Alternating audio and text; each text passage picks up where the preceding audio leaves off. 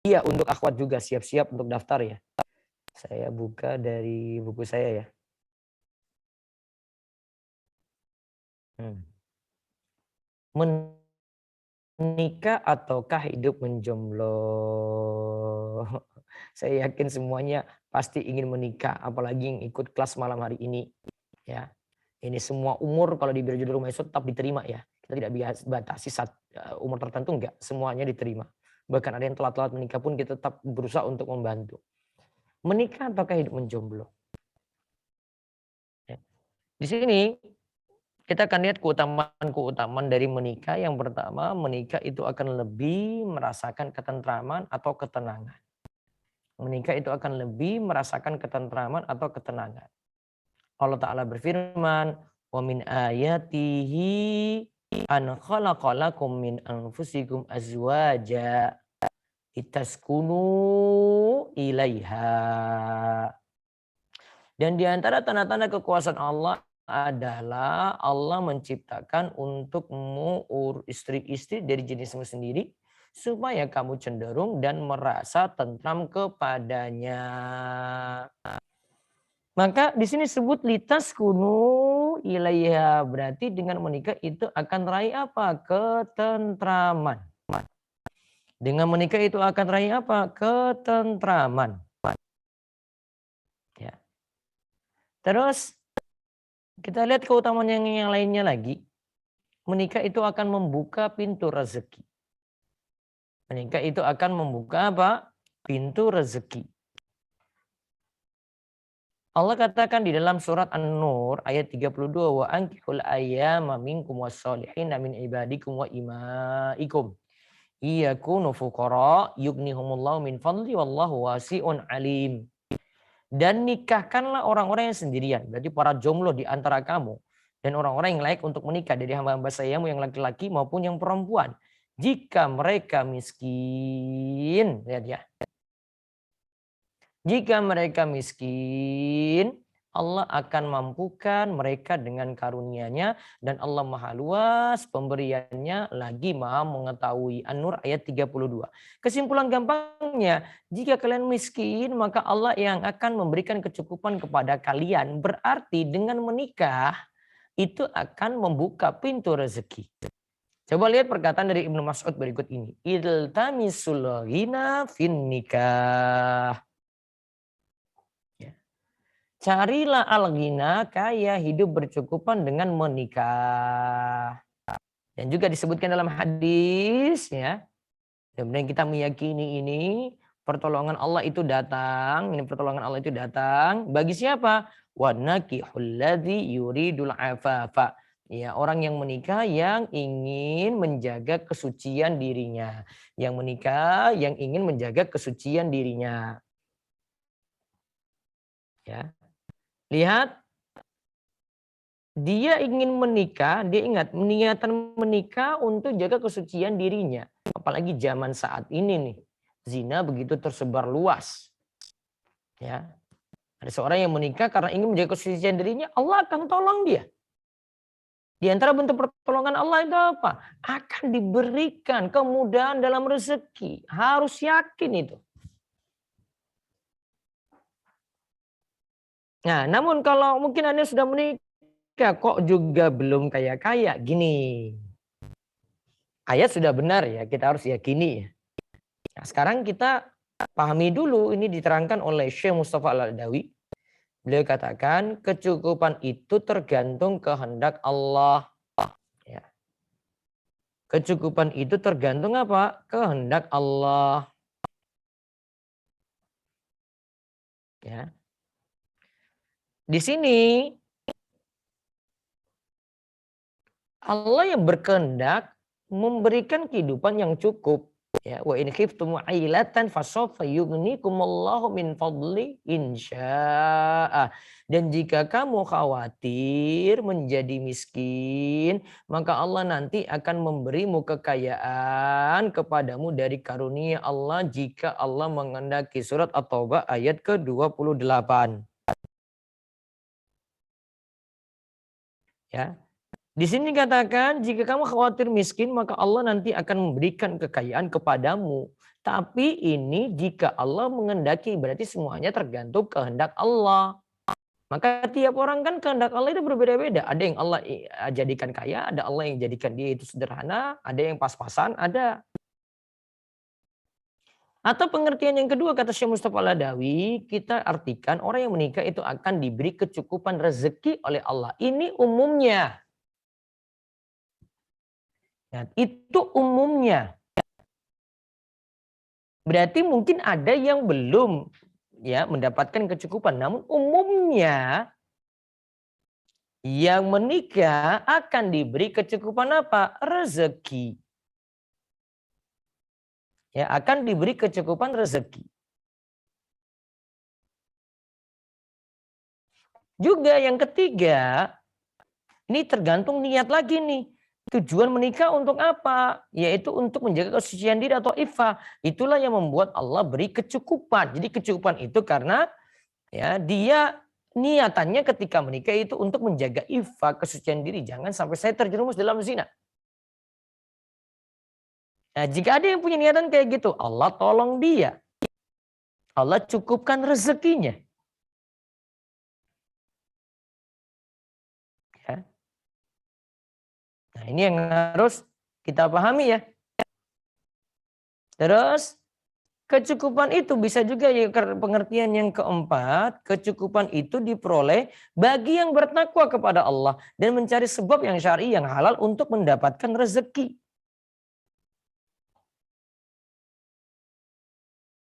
Ya.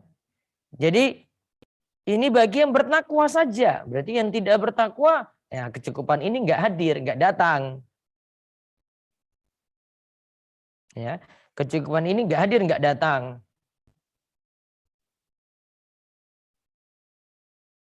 Juga bisa kita artikan kecukupan di sini yang dimaksudkan, lihat yang kelima ini, kecukupan yang dimaksud adalah kaya hati.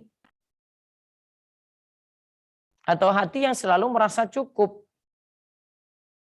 Kaya hati atau hati yang selalu merasa apa? Cukup. Juga bisa kita artikan yang keenam yang dimaksudkan adalah Allah beri kecukupan dengan karunia-Nya dengan yang halal. Sehingga ia terjaga dari zina. Atau kita dapat artikan juga yang ketujuh, kekayaan itu diperoleh karena jatah rezeki untuk suami bergabung dengan rezeki istri.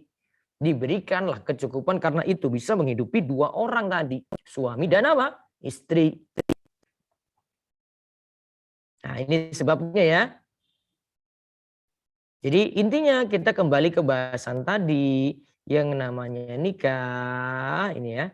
Menikah ini akan membuka pintu rezeki. Semoga semuanya meyakini hal ini. Dan itulah yang nanti membuat kita semakin termotivasi untuk menikah, tidak khawatir dengan masalah rezeki. Karena ada Allah yang maha memberikan rezeki kepada kita. Niat yang ketiga. Orang yang menikah berarti menjalankan sunnah ajaran para rasul. Ya, ini berarti ajaran para rasul ya. Karena para rasul itu menikah. Ada juga hadis dari ini. Abu Ayyub Al-Ansari. Arba'un min sunanil mursalin al-haya'u wa ta'atturu wa siwaku wa nikahu. Ada 4 perkara yang termasuk sunnah para rasul, yaitu sifat malu, terus memakai wewangian, terus bersiwak dan menikah. Apa di sini? Sifat malu, memakai wangian, bersiwak dan menikah. Berarti menikah ini adalah sunnahnya para rasul. Ya. Terus juga dengan menikah itu akan lebih jaga kemaluan dan menundukkan pandangan. Insya Allah apalagi fitnah zaman ini luar biasa, ikhwan akhwat sekalian ya. Di media sosial luar biasa. Ya, terbukanya aurat, orang pamer aurat, gambar-gambar telanjang. Zaman ini kita temukan. Yang bisa menyelamatkan ini adalah dengan pertolongan Allah saja. Dan Nabi SAW itu katakan gini, ya ma'syarasy syabab, man istata'a minkumul ba'ah falyatazawwaj fa innahu aghaddu lil basari wa ahsanu lil farji wa man lam yastati fa alayhi bisawmi fa innahu lahu wija. Wahai para pemuda, barang siapa yang memiliki ba'ah, kemampuan finansial, maka menikahlah, ayo nikah, ayo nikah. Maka di sini katakan ba'ah. Ba'ah itu artinya apa? Kemampuan finansial. Karena itu akan lebih menundukkan pandangan, itu akan lebih menundukkan pandangan dan lebih menjaga kemaluan. Berarti manfaatnya dari nikah nih ya. Berarti kalau nikahnya usia muda juga dapat manfaat seperti ini. Namun lihat ada catatan di sini tadi memiliki kemampuan ba'ah, kemampuan finansial. Maka barang siapa yang belum mampu, maka berpuasalah karena puasa itu sebagai obat pengekang baginya. Maka bagi yang belum menikah, banyaklah puasa sunnah. Bisa lakukan puasa Senin Kemis. Atau mungkin ada yang syahwatnya terlalu tinggi, dia pakai puasa. Mungkin dia selesaikan dengan puasa Daud. Ya boleh saja.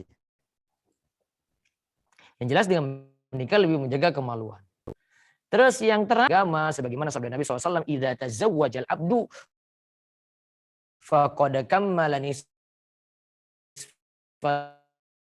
din falyattaqillah, maka ia telah menyempurnakan separuh agamanya.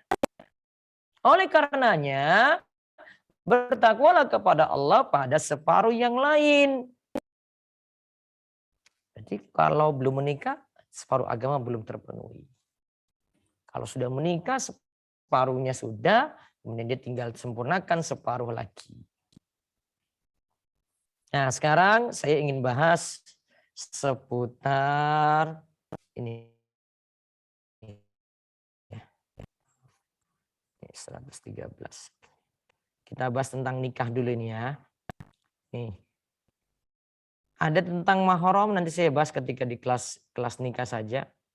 Namun ingin saya bahas di sini ini sebelum dulu ya. Sebelum masuk rukun nikah, ini tentang kriteria memilih calon dulu ya. Kita bahas kriteria memilih calon secara garis besar saja. Saat ini saya tidak bahas semuanya. Tapi mungkin besok malam ini karena besok tanggal merah ya, betul ya? Besok tanggal merah ya? Betul nggak? Tanggal merah ya? Ya. Besok malam kayaknya kita clubhouse aja deh. Saya ingin bahas satu tema yang lagi hit saat ini. Yang bagi yang dulu senang pacaran nih ya. Ini jatah mantan. Nah, pernah dengar isu ini enggak? Jatah mantan. Nah, itu.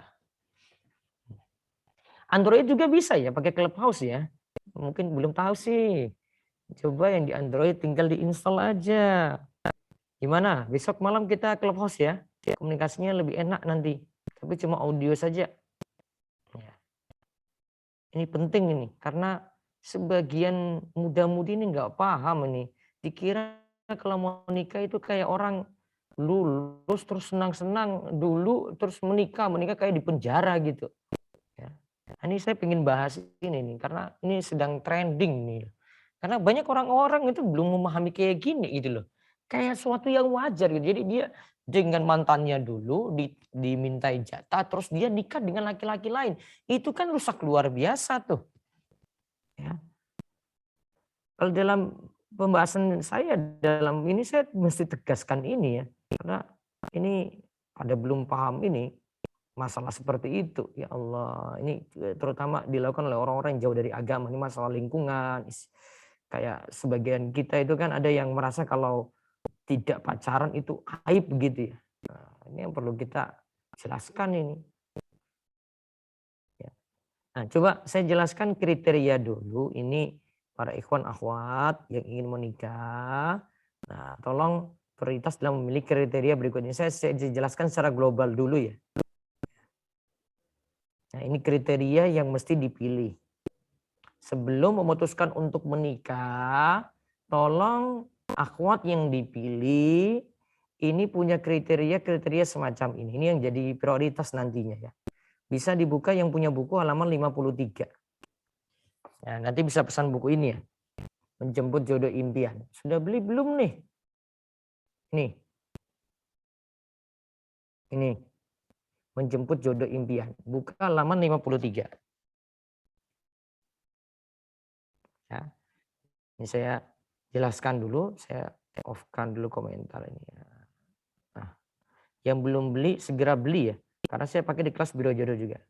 Lihat, ikhwan, antum kalau mau milih akhwat, milih di antara 5 kriteria. Ini usahakan sempurna ada.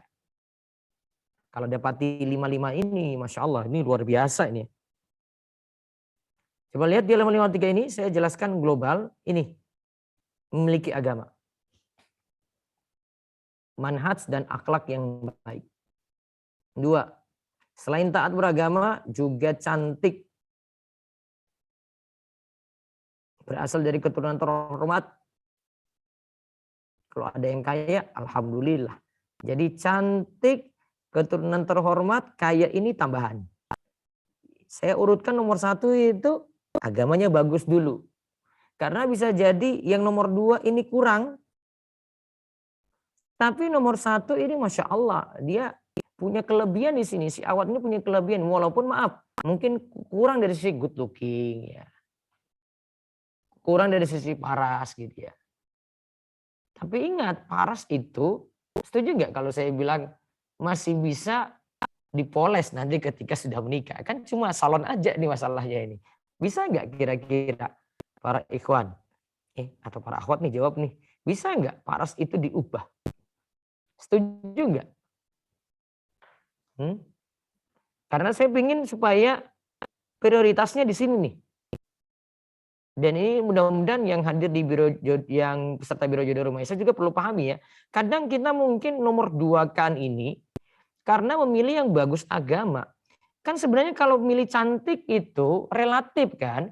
Dan salon itu bisa membuat istri Anda juga jadi tergantung ini fulus. Ya, skincare, body care, macam-macam. Setuju nggak? Asalkan ada apa? Dana. Walaupun ada yang bilang tidak setuju juga ini cowok-cowok ya. Sebenarnya bisa. Asal ada dana saja. Justru yang mungkin antum dapati cantik, perawatannya itu lebih rumit. Nah, makanya tetap balik lagi nih.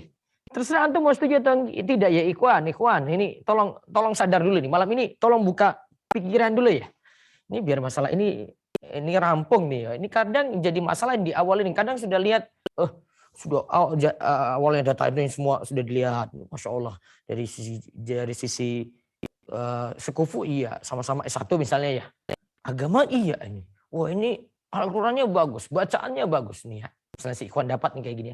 Namun pas nazar lihat cantiknya kurang, sedikit kayak gitu aja ditolak. Padahal tadi saya sudah bilang nih, nanti tanyakan aja sendiri pada akhwat ini pada jawab bisa nih ya. Jadi yang kurang good looking itu masih bisa itu diubah ya ikhwan. Yang penting bukan abal-abal aja, yang penting ini butuh modal aja nih ya. Tergantung nih ente punya modal enggak? Ini para akhwat nih rata-rata jawab iya gitu ya. Ya. Ini biar Mas Joko nih pada sadar nih. Ya. Nanti saya tanyakan pada Bunda Liski juga nih. Ya, cat-catnya bagaimana sih ya? Karena saya masih bisa, cantik itu relatif. Nanti cantiknya saya mungkin dengan kalian juga beda gitu seleranya. Ada si A ini nilai ini cantik, ini bilang, wah itu biasa aja kok. Kamu pandangnya itu bagaimana? Ya. Nanti kita ini perlu sadari ini ya. Karena saya ingin tekankan ini ikhwan, tolong ini sifatnya lebih langgeng loh kalau kita memilih yang agama dulu. Sifatnya lebih langgeng. Kalau kecantikan tadi sifatnya relatif dan juga kecantikan tidak awet. Kecantikan masih bisa dipoles. Ingat. Ya, masih bisa dipoles tuh. Tapi yang namanya agama sulit. Ya. Kalau dapati seperti itu, syukuri luar biasa. Nah, baru nanti lengkapi dengan ini nih. Cara yang penuh kasih sayang, lemah lembut. Ini pun mungkin bisa tahu kalau dari orang-orang dekatnya ya. Nah, subur ini mungkin dari keluarganya juga ya. Terus taat dan dapat dipercaya gitu ya. Nah, ini mudah-mudahan pahami, ini saya tekankan di sini, tolong. Nah, lihat ini ya. Ikhwan akhwat. Ya. Sampai ada yang bilang tadi ini, kalau cari yang cantik ya ikhwannya juga mesti ngaca dong. Iya, betul. Kadang juga nggak ngaca. Padahal kemarin saya sudah bahas ya, betul ya. Kemarin kita bahas kalau milih jodoh itu realistis, itu. Jangan terlalu banyak milih, jangan jadi pemilih, realistis, itu kan. Kadang buat nih milihnya macam-macam. Jadi saya tanya Bunda Liski ini data-datanya tolong dibuka nanti Bunda ya. Ya Bunda nanti tolong buka data-data para ikhwan itu yang minta macam-macam itu kayak bagaimana. Buka aja malam ini deh. Ya. Nanti kita tanya. Nah lihat. Kan Nabi SAW katakan gini. Tungkahul mar'atu li arba. Wanita itu dinikahi karena 4 hal. Yaitu karena hartanya, ya, limaliha karena hartanya, wali hasabiha karena kedudukannya, wajamaliha karena kecantikannya, wali diniha karena agamanya. Lihat, Nabi SAW sebutkan 4 faktor laki-laki milih perempuan. Karena harta, karena kedudukan, karena cantik. Ini sifatnya manusiawi ini semuanya nih. Namun Nabi SAW suruh milih apa? Milih yang lidiniha, yang baik agamanya. Fasfar bizatiddin taribat yadak. Milihlah yang bagus apa? Agamanya. Taribat yadak. Maka itu pasti engkau mendapatkan apa? Keberuntungan. 4 faktor ini alasan laki-laki milih perempuan. Dan Nabi SAW sebutkan 3 hal itu manusiawi. Saya yakin para ikhwan kalau mau disuruh pilih, pasti dia milih yang cantik dulu deh. Bagaimana ya? Sepas-pasan dia, wajah si laki-laki ini walaupun pas-pasan, pasti milih yang cantiknya luar biasa. Mana nih ikhwan? Coba kalian keluar nih. Milih yang cantik atau milih yang bagus agama? Pasti milih yang bagus agama, milih yang bagus wajahnya dulu. Mana nih? Ikhwan. Hadir enggak? Ya. Tuh, pasti dia bilang agama dan cantik. Enggak mau pilih agama saja. Sifat manusiawi yang Nabi sebut. Namun Nabi tekankan apa? Fasfar bidzatiddin. Ya. Fasfar bidzatiddin, milih yang bagus agamanya, taribat yadak, maka niscaya engkau akan apa? Beruntung. Yang ngomong siapa tadi? Yang sampaikan ini siapa? Baginda Nabi Shallallahu Alaihi Wasallam, ikhwan. Coba saya tutup dulu nih, nah, ini biar tahu nih ya. Namun kadang itu ya, di sini ada komentar kecantikan mengalahkan segalanya Ustadz. Yang di benaknya sebagian orang bisa memperbaiki keturunan gitu ya. Nanti akan rasakan sendiri deh kalau sudah nikah. Ya. Nanti rasakan sendiri. Mana yang kira-kira manfaat gitu loh. Istri yang taat agama, yang agamanya bagus atau cuma sekadar cantik saja. Karena ini masalah berikutnya adalah ngurus anak, bagaimana ketaatan di rumah. Coba cantik namun jadi wanita pembangkang, coba tidak mau taat pada suami. Ya. Coba lihat, cantik tapi karena agamanya kurang, rewelnya bukan main, kemudian gak mau taat pada suami nih. Ada kasus kayak gitu loh. Itu berat untuk mengatasinya. Beda kalau taat agama, nurut biasanya rata-rata istri yang taat agama itu nurut. Walaupun dia mungkin dari sisi agama lebih unggul pada suami, tetap nurut pada suami karena sisi agamanya ini, akhlaknya dia dahulukan. Ayolah para ikhwan, ayo sadar. Sampai di sini ini ada kisah ya. Saya sebutkan kisah singkatnya. Ibnu Uyainah itu katakan saudaranya itu milih. Ada yang milih karena dunia, milih karena paras cantiknya, milih karena memilih wanita itu karena hartanya. Ternyata karena memilih karena keuntungan dunia tadi, yaitu karena harta, dia jatuh miskin. Namun yang milih karena agama malah beruntung. Maka Ibnu Uyainah pernah mengatakan kayak gini. Ya.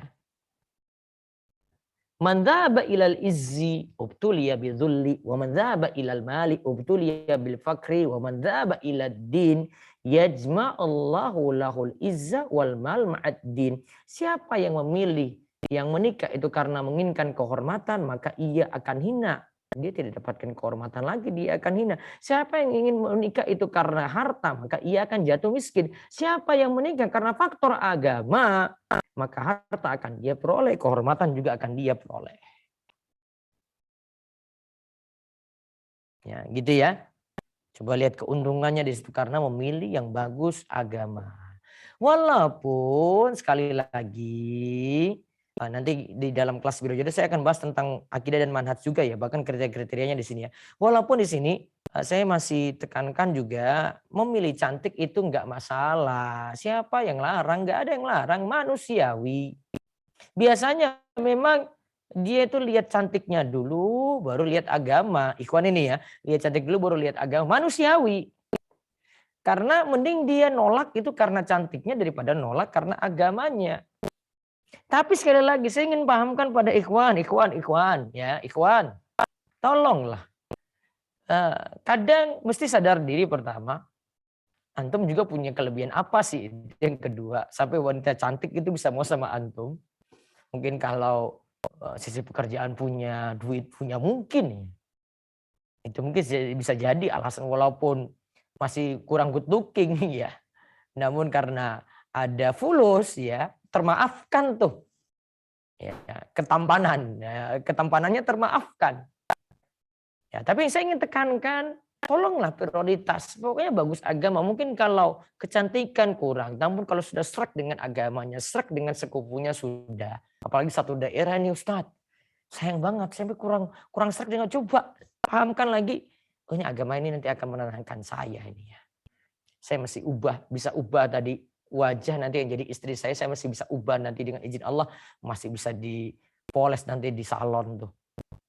Masih ada skincare nanti yang bisa membuat dia tampak lebih cantik. Karena agama ini akan lebih menenangkan, ikhwan.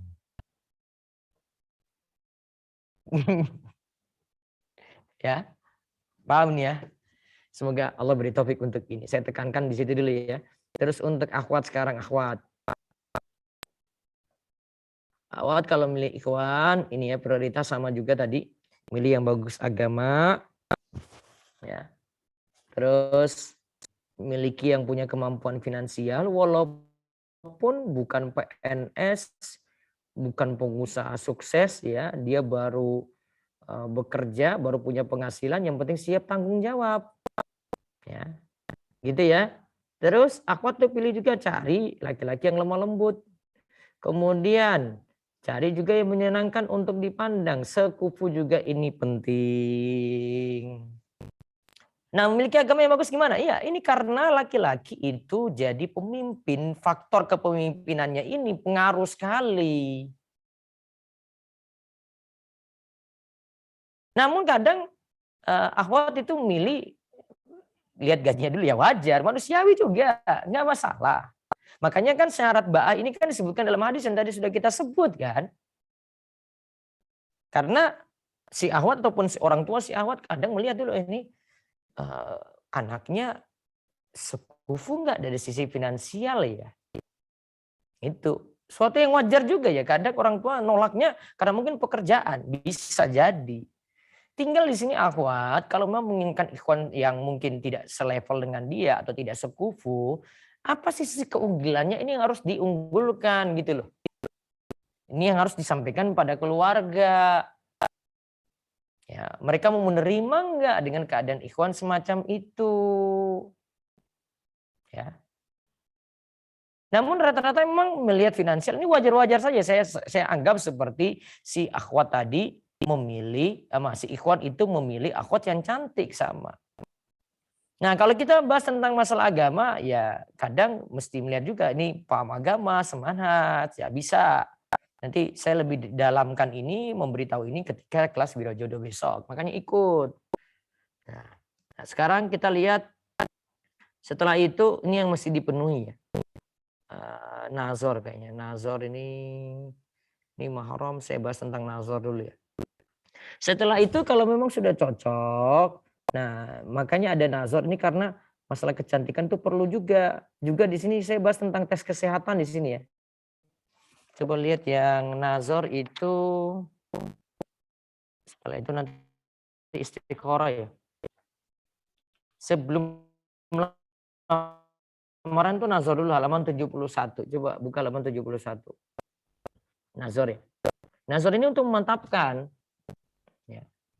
Nazar itu untuk memantapkan. Kan tadi sudah kriteria terpenuhi ya. Tadi misalnya si ikhwan sudah lihat si akhwat dari sisi ini ya. Sekarang mau nazarnya ini. Namun sekali lagi kriteria-kriteria tadi pokoknya realistis lagi nih. Kalau memang si akhwat ingin ikhwan yang mapan, kayaknya sulit deh kalau untuk para bujang nih cari yang mapan tuh sulit. Mereka biasanya merangkak, baru merangkak untuk punya penghasilan tetap. Yang penting mereka punya tanggung jawab. Itu sekali lagi dipikirkan lagi deh. Jadi jangan terlalu berharap wah ini harus punya pekerjaan gini gini gini. Ya belum tentu semua seperti itu. Wong saya sendiri juga dulu ketika menikah belum punya pekerjaan tetap, ya, belum jadi pengusaha seperti saat ini gitu loh. Jadi semuanya butuh bertahap gitu ya. Nah, coba lihat di sini nazar ini penting juga karena saya sebutkan saya hadisnya. Nabi SAW itu pernah menyuruh seorang sahabat untuk lihat calonnya itu. Fadhab fandur ilayya fa inna fi ayunil ansar syai'a. Pergi dan lihatlah wanita tersebut. Sesungguhnya di mata kaum ansar terdapat sesuatu. Ya, maka disuruh nazar, lihat. Ya, kenapa? Ya, biar tidak kecewa nantinya. Nah, inilah juga jadi alasan kenapa wanita itu dipilih karena cantiknya. Nah, ini karena ada nazar. Kan ada yang srek, ada yang kurang gitu ya. Nah, ini jadi sebab di sini. Ya. Jadi para ikhwan bisa seperti itu memutuskan ketika sudah nazar ini lanjut ataukah tidak. Nah, ini keputusan dia ketika sudah srek ataukah belum. Nah, terus setelah itu dilamar si akhwat.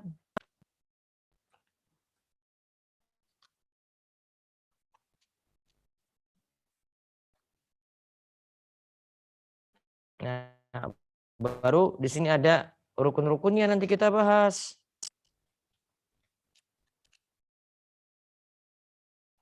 Lihat ini masalah rukun-rukun.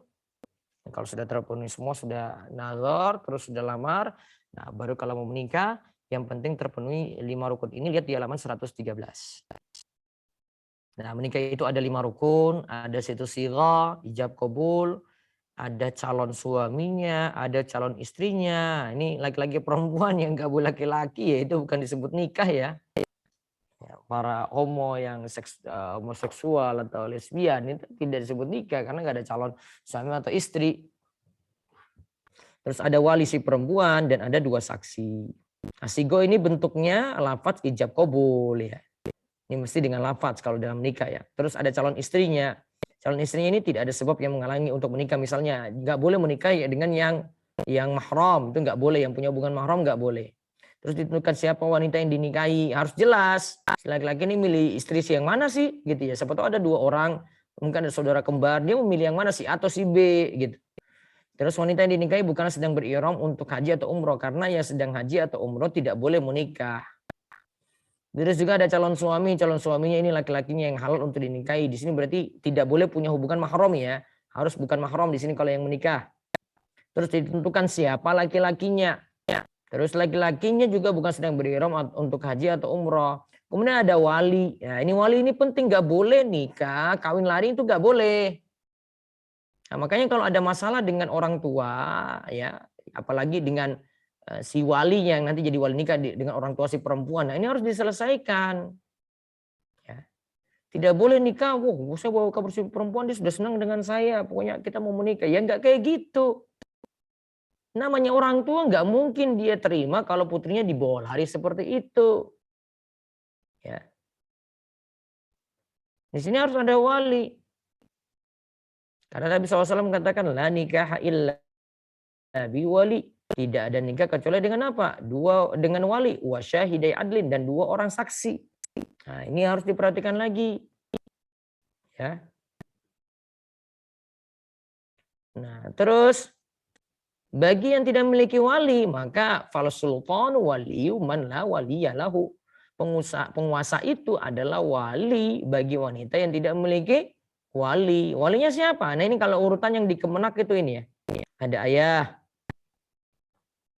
si perempuan ya. Terus kalau tidak ada baru kakek, yaitu ayah dari ayah yang di atasnya, berarti di atasnya ayah. Terus ada saudara laki-laki kandung atau saudara laki-laki sebapak atau anak dari saudara laki-laki kandung. Apa anak dari saudara laki-laki kandung apa kita sebut apa, Ivan? Anak dari saudara laki-laki kandung. Kita sebut apa? Anak dari saudara laki-laki kandung. Ponakan ya. Ya, ponakan. Anak dari saudara laki-laki sebapak. Terus saudara kandung dari bapak. Kita sebut apa? Saudara kandung dari bapak.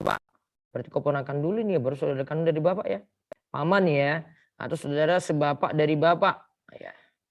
Terus anak laki-laki dari saudara kandung dari bapak. Kita sebut apa ini? Anak laki-laki dari saudara kandung dari bapak. Kita sebut apa? Sepupu. Nah, atau anak laki-laki dari saudara bersebapak dari bapak. Nah ini biasanya aturan di Kemenak nih. Jadi cari ayah dulu nih, ayahnya harus nikahkan si perempuan nih. Kalau nggak ada kakek, kalau nggak ada saudara laki-lakinya, kalau tidak ada lagi baru anak dari saudara laki-laki berarti keponakan, kalau tidak ada lagi baru paman, baru kemudian setelah itu sepupu. Nah kemudian asobah lainnya, nah, gitu. Dan kalau dalam mazhab Syafi'i ini ada peraturan kalau misalnya yang menikah itu janda, anak laki-laki tidak bisa menjadi wali untuk ibunya jika ibunya menikah lagi. Karena anaknya ini asalnya karena dari pernikahan nih. Ya, pernikahan kan dengan suaminya yang dulu ya. Terus punya anak ini ya, maka dia tidak bisa jadi wali untuk ibunya. Ini berarti nanti aturan di Kemenak seperti itu. Nah, syarat-syarat wali ini Islam adalah tidak melakukan dosa besar, balik, ya, kemudian berakal, ya, selamat dari penyakit yang membuatnya sulit berpikir seperti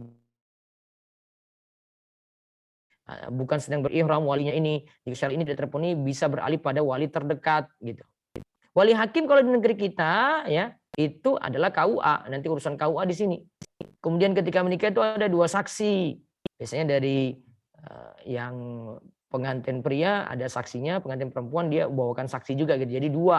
Saksinya ini syaratnya Islam, laki-laki, berarti tidak boleh saksi perempuan ya. Berakal dan balik adalah yaitu bukan melakukan dosa besar secara lahiriah. Kemudian bisa melihat karena kan saksi, namanya saya saksi gitu.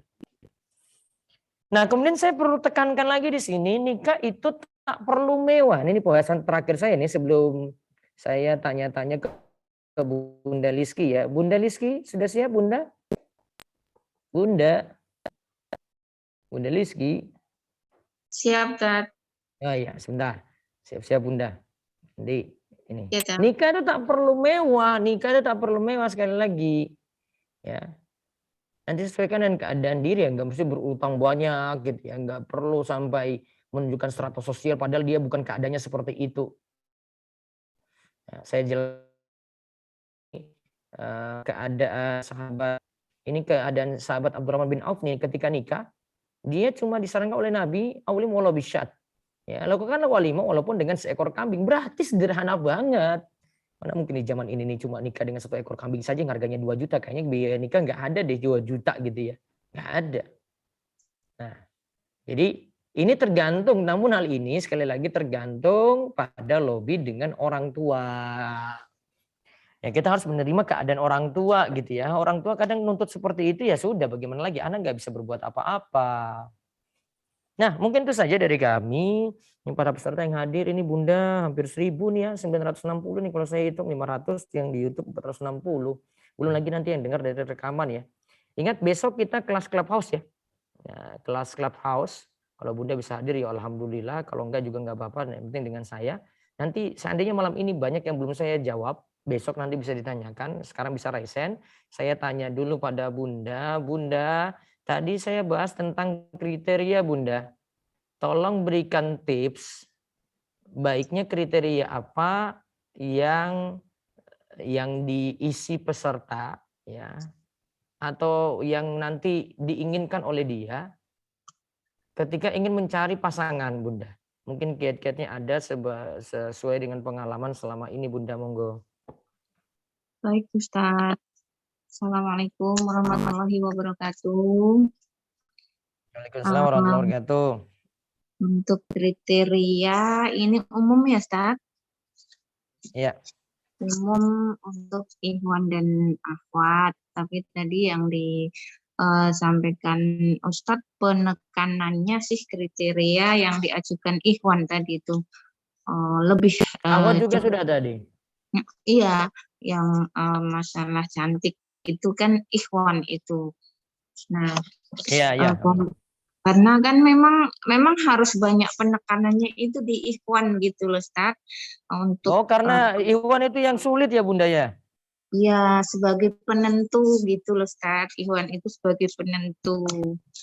Em, Mereka itu kan karena merasa apa ya, dari prosentasenya itu lebih sedikit gitu kan, jadi lebih pikirannya masih banyak pilihan gitu, sehingga untuk kriteria itu mereka tetap belum bergeser dari kecantikan itu tadi, Start gitu. Nah, ini yang perlunya kelas pranikah itu jangan sampai lowong, harus terus terisi supaya ikhwan-ikhwan ini eh, tidak kemudian itu terobsesi aja sama yang cantik itu putih, cantik itu langsing, cantik itu yang ya pokoknya kan ideal itu kan nggak harus putih, nggak harus yang seperti itu, yang tinggi langsing. Berarti kalau tidak putih juga bisa kita sebut cantik ya, Bunda ya?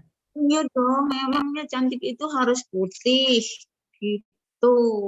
Ya. Eh, Cantikan itu eh, bisa dari inner beauty-nya kan, gitu. Oh, Jadi Masya Allah. Inner beauty itu apa, Bunda? Biar para jomblo ngerti ini. Inner beauty. penting banget. Saya bahas di Jangan. buku ini sebenarnya, di buku ini. Ya Allah, di Aka Jodohku saya bahas tentang inner beauty di sini. Nah, Nah, jadi tidak selamanya dengan kulit yang putih ya. iya. Jadi kecantikan itu akan terpancar dari kepribadian, dari Masya Allah. Ikhwan, ingat. Catat, Ikhwan. Mana nih Ikhwan ini? Para Ikhwan coba keluar dulu ini. Catat hmm, itu ya. iya. Jadi eh, orang yang nggak harus putih itu bukan berarti mereka itu nggak asik buat dijadikan pasangan gitu. Eh, Iwan nih belum bisa move on dari drakor kali ya. Jadi masih bayangannya itu yang putih-putih gitu aja cantik itu. Eh, Justru Cantik itu dia. awat-awat yang relatif itu tadi, karena memang cantik itu relatif gitu. Tapi kalau udah ngomong cantik itu putih, berarti nggak relatif gitu. Relatif itu bisa dipandang Hmm. dari berbagai sisi, itu dari inner beauty-nya tadi. Tuh, cantik itu sebenarnya kan hanya di wajah saja kan, di kulitnya saja kan, dari warna saja kan, gitu. Jadi kebanyakan ikhwan itu kan cantik itu memang dalam angan-angan saja, angan-angannya mau yang putih gitu pasti. Itu eh, apa ya, marem gitu loh. Cantik itu hanya didapat dalam angan-angan kan, cuman seperti itu. Sedangkan yang cantik, yang inner beauty, yang realistis tadi itu tuh harusnya jadi target pinangan gitu. Yang target pinangan itu yang inner beauty tadi, kecantikan yang keluar dari dalam jiwa seseorang yang ahwat, itu yang menyenangkan dari kepribadiannya, yang asik itu uh, itu itu mesti apa ya, bisa dijadikan target pinangan gitu. Sudah agamanya bagus gitu kan, keluarganya, aduh, Oke. dari keluarga yang baik-baik, keluarganya ramah-ramah. Nah itu loh pendukungnya tuh kan dari situ gitu kan. Ada kenyamanan didapat dari mana-mana gitu. Nah, biarkan saja cantik itu hanya dalam anganan, tapi target pinangan bukan yang harus putih gitu. Karena kalau nekat nikah itu harus yang uh, dari fisik saja gitu, yang nekat pokoknya kudu nikah sama yang putih gitu kan, mengesampingkan yang lain harus fisik gitu kan, maka Hmm. yang jadi bukan apa kebahagiaan atau kesenangan ya, tapi yang akan muncul yaitu malah justru deretan persoalan, soal perawatan aja, soal nah itu beda dengan yang inner beauty Emangnya tadi. perawatan kalau cantik mahal, Bunda? Kalau cantik perawatannya mahal, mahal ya? mahal Oh, Ustaz. mahal. Itu juga, Harga apa-apa skincare butuh. berapa nih para akhwat? Tolong dituliskan harga skincare di kolom komentar. Saya lihat coba di Itu bawah. standar paling paling murah itu 1 juta kan. 1 juta itu standar 1,5 juta gitu. Itu udah Lebih harga mahal yang daripada normal ngurus mobil Alphard berarti itu ya. gitu. Pajak mobil aja nggak sampai segitu kan per per masa perpanjangan gitu. Ini ngurusin skincare. Yang udah aja ngutak-utik masalah kecantikan nggak habis-habis gitu. Sampai lupa deh Ya. dengan gimana nanti didik Oh anak, gimana berarti nanti. Bunda, berarti sebagian ikhwan mungkin nggak sadar juga kalau dia cari yang cantik, tapi nggak tahu kalau di balik itu ada perawatannya yang mahal. Oh, bisa jadi, Bisa Ustaz, bisa jadi ya. jadi. Itu bisa. Sama mungkin dia juga nggak sadar diri juga. Ada mungkin maaf laki-lakinya putih tua, tapi inginnya yang putih sekali gitu. Betul nggak? Putih kapas. Oh, putih Putih kapas ya. itu. Padahal dia nggak sadar laki-laki ini kalau dia putih tua gitu ya.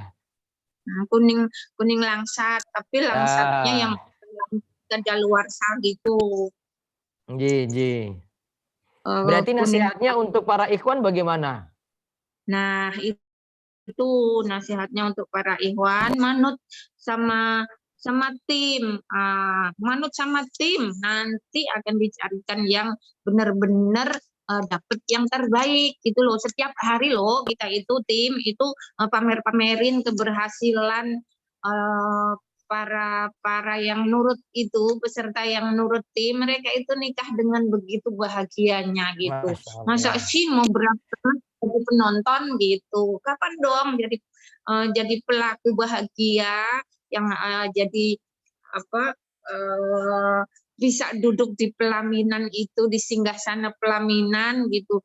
Mau nunggu sampai kapan gitu kan? Umur loh, inget umur gitu. Baik. Jadi kalau manut tim, wah masya Allah pasti dicarikan yang terbaik, yang sekufu gitu. Tadi juga kita hadiri walimah nikah yang di uh, Bantul, Hmm. Sleman.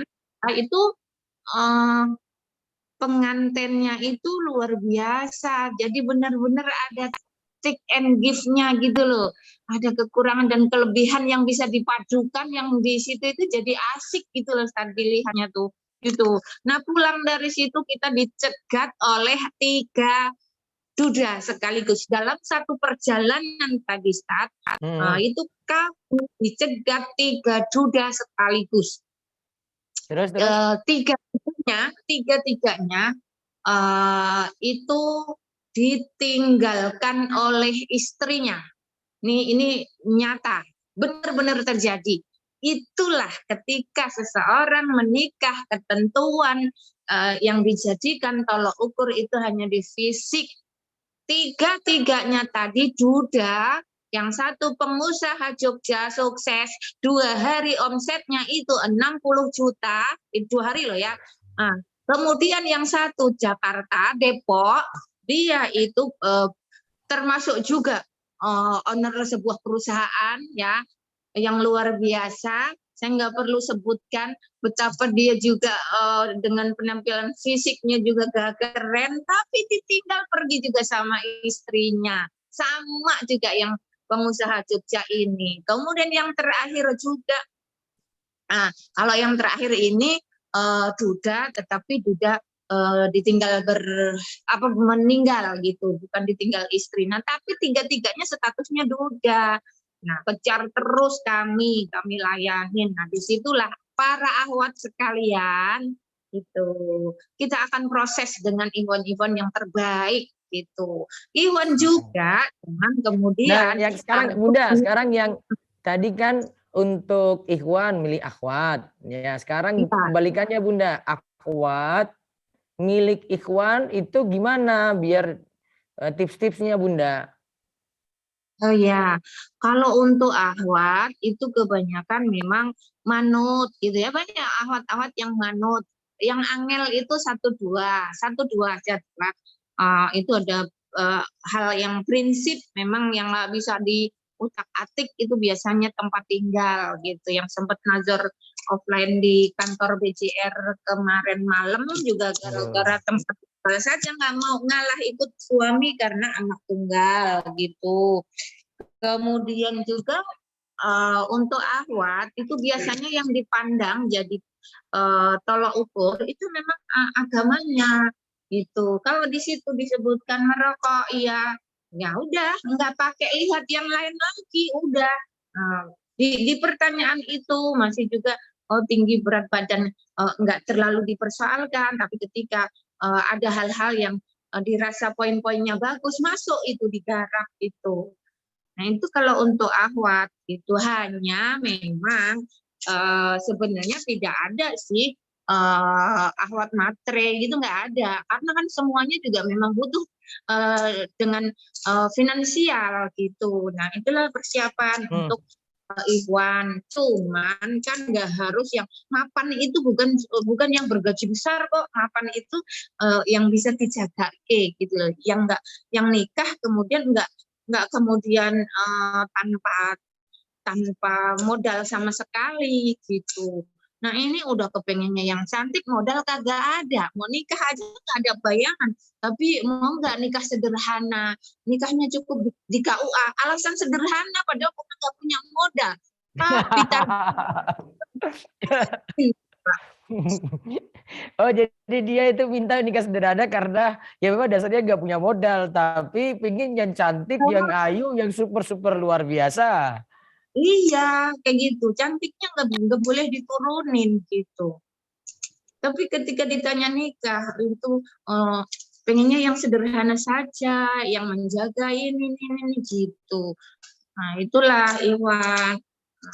Makanya ini kalau mau digarap nih kebetulan BJR Biro Jodoh Rumaiso nanti di tanggal 3, 4, dan 5 Juni mau nazar offline, nazar massal, segera minta diproses sama tim. Khusus Ikhwan loh ya, ini yang suruh maju cepet, karena kan Ikhwan itu sebagai penentu gitu. Kalau kita tim dengan Ikhwan ini ada kompromi untuk menurunkan kriteria, insya Allah cepet kok, bisa diproses gitu. Asal kriteria itu bisa dikompromikan. Nggak ada yang didapat dari sisi yang ditargetkan, ternyata dapat dari sisi yang lain gitu. Untuk Ikhwan ini perlu penekanan, Ustaz. Siap. Nah, terus satu lagi Bunda, untuk akhwat, ini kan kebanyakan nih akhwat nih ya, biar cepat dapat jodoh, terutama yang sudah kepala 3 itu bagaimana? Iya, kalau untuk akhwat yang sudah kepala 3, memang usia segitu itu sudah yang usia rawan gitu. Nah, di situ harus realistis juga, karena kalau sudah kepala 3 itu harus turunkan kriteria, jangan kemudian harus yang saklek itu. Paling enggak kalau sudah usia segitu itu harus mau diproses dengan duda. Itu yang sudah pernah menikah itu enggak ada masalah. Toh lihat-lihat juga kan, enggak sembarang duda gitu. Nah, bisa lah itu nanti bisa ditulis seperti itu, Ustaz. Karena banyak juga ternyata, Ustaz, sekarang ini malahan. Terus kalau yang kemarin ada yang nanya ini, pas kemarin ada yang nanya kalau dia maaf pendidikannya S2, itu kayaknya lebih rumit ya Bunda ya kalau akhwat ya, akhwatnya S2. Tapi dia pakai Iya, kriteria cari S2 juga. betul.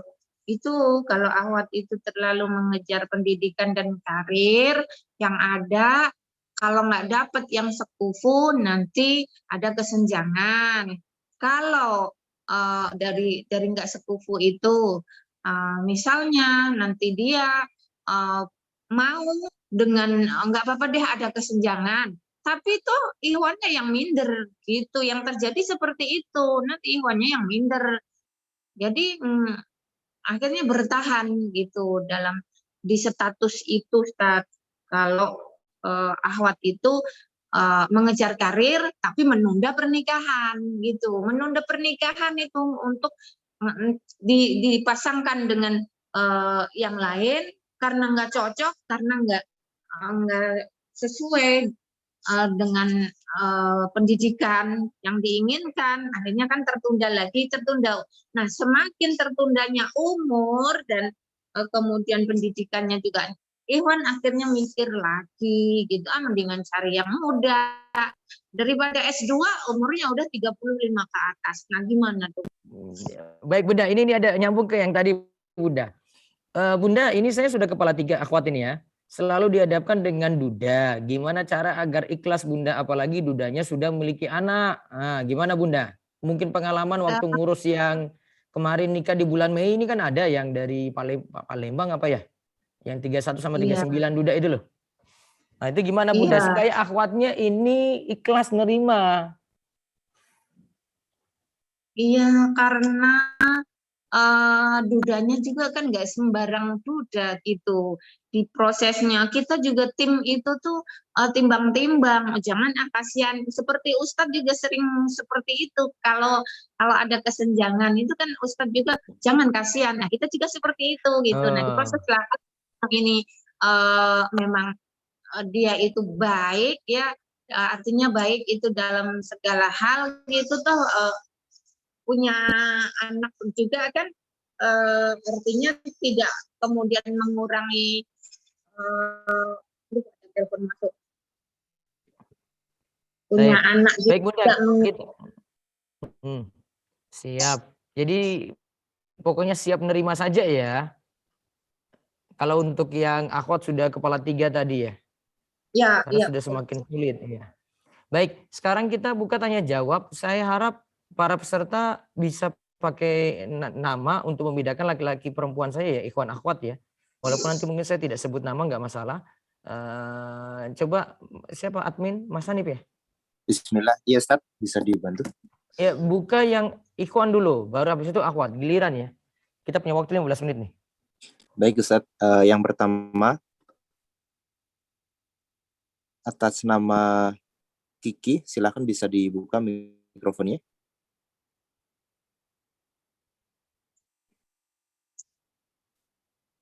Silakan atas nama Kiki.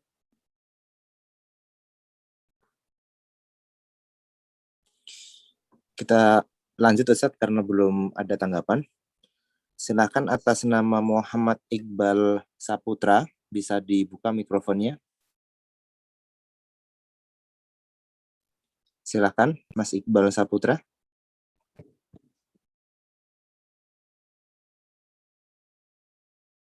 Belum ada juga Ustadz, sepertinya Iwannya malu-malu ini. Ya, coba dulu kalau gitu. Ini sepertinya Mas Iqbal sudah open mikrofon. Silakan Mas Iqbal. Halo. Halo. Silakan Mas Iqbal. Suaranya masih kecil.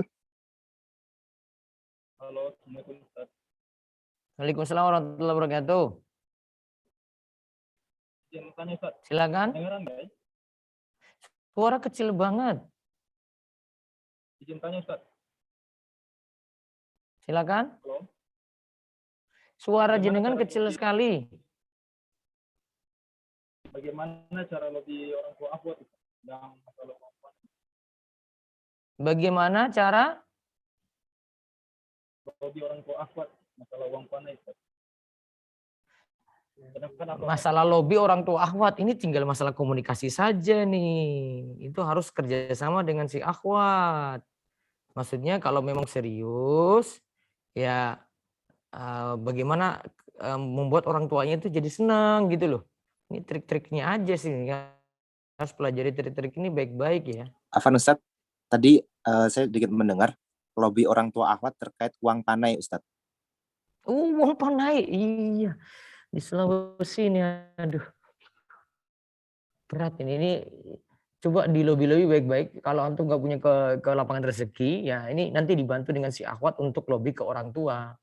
Atau mungkin pakai orang tua jenengan juga untuk maju gitu loh. Supaya bisa beri keterangan pada orang tua si akhwat. Gitu. Udah ya? Ada lagi? Mas Hanif?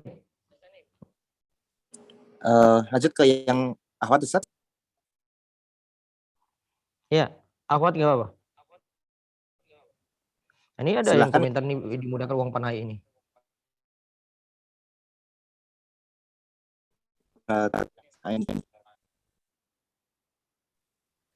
Bismillah. Assalamualaikum warahmatullahi wabarakatuh. Waalaikumsalam warahmatullahi wabarakatuh.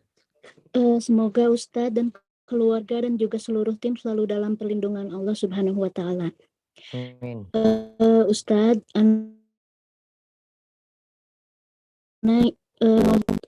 autoimun. Nah, mungkin autoimunnya termasuk jenis yang langka, bukan lupus. Jadi menyerangnya ke tulang belakang, ke syaraf, jadi dan beberapa organ lainnya gitu, Ustadz. Nah, anak ini umur 23 tahun dan baru ikutan kelas pranikah itu 1-2 kali aja, Ustadz. Nah, sering muncul perasaan khawatir kalau misalnya nanti menikah itu takut memberatkan suami, atau misal karena terkadang fisik anak ini tidak sempurna gitu. Maksudnya tidak sempurna itu kalau misalnya lagi ngepel tiba-tiba harus tiduran dulu, lagi masak harus tiduran dulu gitu. Walaupun tidak selalu seperti itu gitu. Cuman kalau misalnya lagi ngedrop kadang membutuhkan istirahat yang cukup lama. Nah, anak itu sering khawatir itu, takut misal suami anak itu nanti tidak bisa mengerti kondisi anak, tidak bisa mengerti kondisi tubuh anak seperti apa, dan juga mungkin untuk pengeluaran juga dari obat-obatan juga agak banyak gitu ya Ustadz. Untuk sekarang pun anak merasa cukup berat untuk orang tua anak juga cukup berat bagi anak gitu.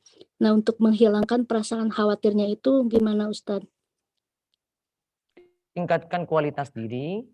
Yang kedua, ini harus banyak sabar dan keadaan diri seperti ini juga, dan mudah-mudahan pengobatannya juga lancar dan Allah berikan kesembuhan. Perkuat doa lagi. Terus mungkin tidak terlalu banyak ini ya kriteria, yang penting ada yang agamanya bagus yang siap menikah dengan jenengan. Tapi masalahnya adalah harus terangkan tentang keadaan ini, karena ini keadaan yang nanti akan pengaruhi dalam rumah tangga. Mudah-mudahan ada yang bersedia seperti itu. Mungkin sudah tadi? Enggak muncul lagi ya? Baik. Sepertinya Berikutnya. Ya, berikutnya lagi. Silakan Mas Hanif. Masih ada waktu 10 menit ya. Ikhwan atau akhwat, Ustaz? Akhwat, kalau ikhwan sulit ya akhwat aja. Baik, selanjutnya atas nama Ayu, silakan bisa dibuka mikrofonnya. Bismillahirrahmanirrahim. Assalamualaikum Ustadz. Saya izin bertanya. Waalaikumsalam warahmatullahi wabarakatuh. Ya, saya sedang sekarang tuh sedang menjalani pendidikan profesi dokter, dan kemudian ada keinginan untuk menikah. Orang tua sudah memutuskan, tapi ada syarat sekufu atau minimal yang sudah bekerja yang bisa membiayai pendidikan anak. Begitu. Nah, atau kalau semisal nggak bisa, berarti tunggu sampai lulus dan kemudian baru dimulai untuk mencari. Apabila dengan syarat-syarat tersebut, jadi kemudian terpikir gitu, belum bisa termantapkan untuk menikah karena ya juga berkaca dari lingkungan sendiri agak sedikit susah begitu, Ustaz. Dan kemudian memang kalau semisal di pendidikan dokter juga ujian dari ikhtilat dan macam-macam juga berat. Dan kemudian kalau untuk kualitas agama yang diinginkan itu juga sebenarnya adalah syarat yang utama untuk saya. Nah, mungkin bila dari Biro Jodoh Rumeso sendiri bagaimana ya Ustaz? Kita bisa cari yang sekufu, sama-sama dokter juga ada. Bunda ada data untuk para dokter juga kan Bunda ya? Bunda Liski? Halo Bunda? Kita punya data itu, bahkan nanti kita mungkin akan membentuk prof untuk yang Biro Jodoh untuk kedokteran sendiri nih, karena memang kenapa dispesialkan, karena tenaga medis ini harus disendirikan karena tidak semua mengerti tentang kegiatan tenaga medis, baik perawat maupun yang dokter tadi ya. Kita mungkin akan sendirikan lagi itu, tapi ini baru dalam rencana ya. Tapi di Rumah Esos siap membantu, Mungkin saran saya ikuti saran orang tua dulu, tapi kalau memang ada jodoh yang sudah pas, pekerjaannya juga tidak masalah, nah orang tua mungkin agak sulit untuk menerima ini, ya ini tinggal masalah komunikasi saja dengan orang tua untuk bisa melanjutkan hubungan dengan laki-laki tersebut ya. Wallahu a'lam. Mungkin satu lagi? Baik, satu lagi. Atas nama Yanwar Hari Fitri. Silakan dibuka mikrofonnya.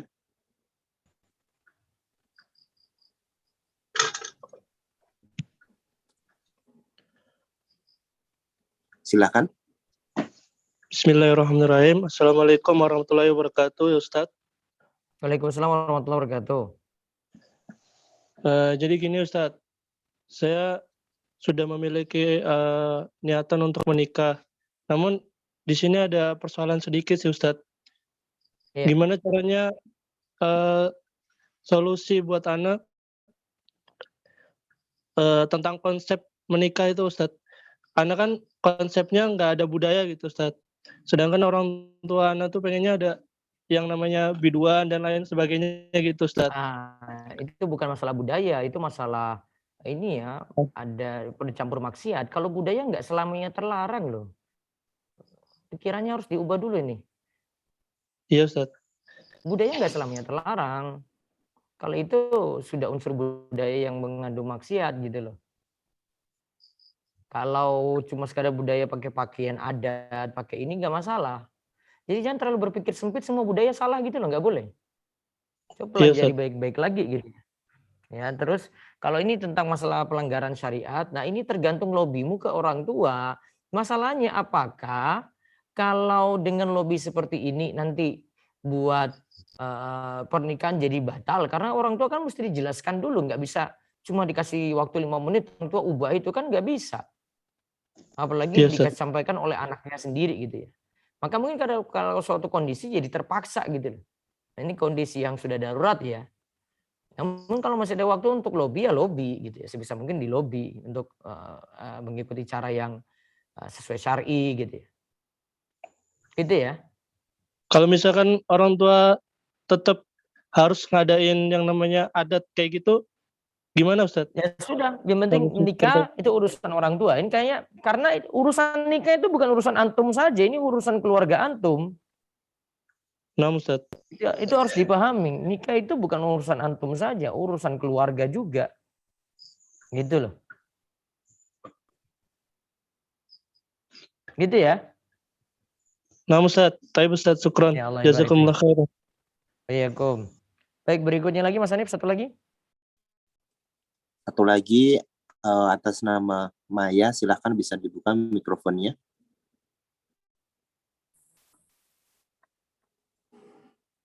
Assalamualaikum Silakan. Ustadz. Waalaikumsalam warahmatullahi wabarakatuh. Iya silakan. Ustadz. Sejujurnya saya ngerasa insecure sih Ustadz, karena kan usia saya menginjak 29 tahun. Ya. Sedangkan saya sendiri merasa belum memenuhi syarat-syarat sebagai akhwat yang siap dipilih gitu. Karena saya sejujurnya baru saja berhijrah, saya baru memperdalam agama saya lagi, saya berusaha memantaskan diri, memperbaiki kualitas diri. Dan kebetulan juga dari segi garis keturunan saya, ya bisa dibilang broken home gitu Ustadz. Saat ini kan saya sedang mengenal seorang ikhwan. Sebenarnya dari kami berdua sendiri sudah memiliki kecocokan, sudah srek gitu istilahnya. Tapi keluarga dia sendiri itu masih keberatan karena saya baru berhijrah, karena ilmu agama saya yang masih kurang dan karena latar belakang saya itu. Mbak Maya ini aja upgrade ilmu terus.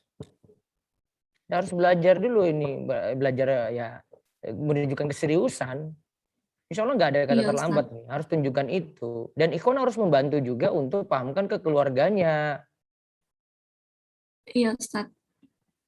Terima kasih gitu Ustadz. Ya, harus yakin, insya Allah banyak doa terus nanti Allah mudahkan. Amin, terima kasih Ustadz.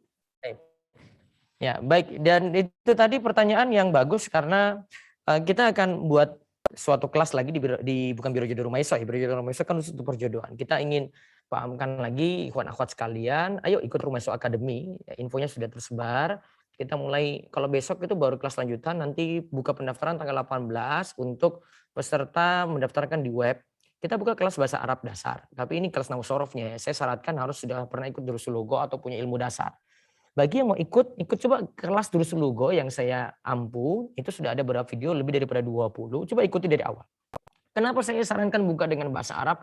Ini lebih memudahkan kita memahami agama ya daripada cuma ikuti kajian lagi. Ya, ini seperti yang saya tawarkan kemarin ya. Ayo ikut ya. Saya sarankan ikut ini untuk tingkatkan kualitas diri. Seperti tadi ada yang baru hijrah ya. Nanti pelan-pelan nanti akan tahu hasilnya sendiri. Saya yakin itu hasilnya lebih cepat daripada cuma ikut kajian-kajian tematik, kajian umum saja. Kenapa bahasa Arab? Oh, bahasa Arab itu buka pintu segalanya. Ayo, nanti yang mau ikut sudah ada kelas Durusul Lugho itu untuk kosakata dasar. Ada videonya di Rumah TV di YouTube, ikuti ya. Saya yakin antum kalau pelajari bahasa Arab akan kualitasnya makin bertambah dan makin lebih maju ke depannya ya. Dan mudah-mudahan Rumah Islam Academy ini dapat bermanfaat karena bukan hanya bahasa Arab, kelas akidah ada, kelas fikih ada, kelas adab ada. Semua nanti akan ditempa di situ, diolah di situ, dapat ilmu-ilmu baru di situ. Karena banyak yang sudah ikut setahun ini, mereka dapatkan perubahan sampai kitab bahasa Arab lanjutan yang sudah pada ikut, mereka dapatkan kesan yang luar biasa di situ. Ya nanti ingat YouTube-nya Rumaiso TV. Nah ini harus ikut kelas Biro Jodoh Rumaiso, ini harus tahu kita punya YouTube Rumaiso TV ya, bisa ikuti ya. Saya rasa cukup. Yang belum saya sempat jawab, insya Allah besok kita bahas lagi di kelas Clubhouse ya. Saya bahas di Clubhouse karena besok tanggal merah, mudah-mudahan waktu luang yang ada di malam hari, ibadah Isya ya. Kita akan bahas, besok judulnya Jatah Mantan. Ini tema yang lagi hits, dan ini penting sekali saya luruskan kepada anak-anak muda sekalian biar tidak salah jalan. Ya. Adapun untuk pendaftaran Biro Jodoh, insya Allah besok, dan kita akan terangkan juga di kelas Clubhouse bagaimana cara mendaftarkannya. Begitu juga kelas Rumah Islam Academy tanggal 18. Nanti ada kelas untuk anak lagi, akan kita buka segera, akan ada infonya juga. Pantau terus Rumah Islam Academy yang ada di Instagram, atau ikuti akun pribadi saya di Instagram atau di Facebook, itu selalu update ya. Dan jangan lupa yang belum subscribe Rumaiso TV, subscribe untuk dapatkan info-info selanjutnya dan ilmu manfaat lewat video. Kita tutup ya. Makasih Bunda Liski dan yang lainnya. Insya Allah ketemu lagi di kelas pranikah atau kelas persiapan nikah lainnya ya. Dan yang mau ikut serius di kelas Biro Jodoh Rumaiso, segera daftar, akan segera dibuka mulai besok. Subhanakallahumma bihamdika, asyhadu an la ilaha illa anta, astaghfiruka wa atubu ilaik. Assalamualaikum warahmatullahi wabarakatuh.